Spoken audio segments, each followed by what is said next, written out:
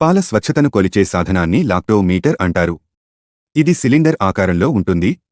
ఒక అంచును బల్బులా ఉండే కొద్దిగా సన్నపాటి ట్యూబ్తో ఊదుతారు. ఈ ట్యూబ్ రెండో వైపు మూసి ఉంటుంది. దానిపైన MW అనే అక్షరాలు, వాటి మధ్య 1, 2, 3, 4 అంకెలు ఉంటాయి.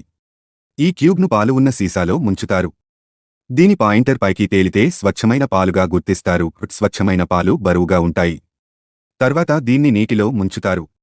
అప్పుడు నీటిలో సమాంతరంగా ఉండకుండా W వైపు మొగ్గితే పాలలో నీరు ఉన్నట్టు స్పష్టమవుతుంది. పాలలో పాలు, నీటి శాతం వివరంగా తెలుసుకోవడానికి ట్యూబ్పై ఉన్న అంకెలను పరిశీలిస్తారు. పాలలో ముంచినప్పుడు పాల సీసాలో ఈ ట్యూబ్ దాటి మునిగితే, అంటే 3 అంకె వరకు మునిగితే పాలల్లో 75% పాలు స్వచ్ఛమైనవిగా గుర్తిస్తారు. అదే 2 లేదా 1కి స్థాయి చేరితే పాలు స్వచ్ఛమైనవి కాదని, నీరు కలిసినట్టుగా గుర్తిస్తారు.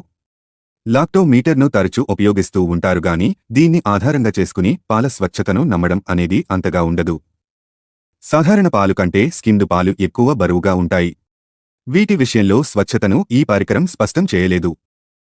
హాయ్ ఫ్రెండ్స్, ఇలాంటి వీడియోస్ మరిన్ని ఫ్రీగా చూడడానికి ఛానల్ని సబ్స్క్రైబ్ చేసుకోండి. అలాగే పక్కన ఉన్న గంట సింబల్ని నొక్కి పెట్టుకోండి. ఏదైనా వీడియో అప్లోడ్ చేయగానే మీకు నోటిఫికేషన్ అనేది వస్తుంది.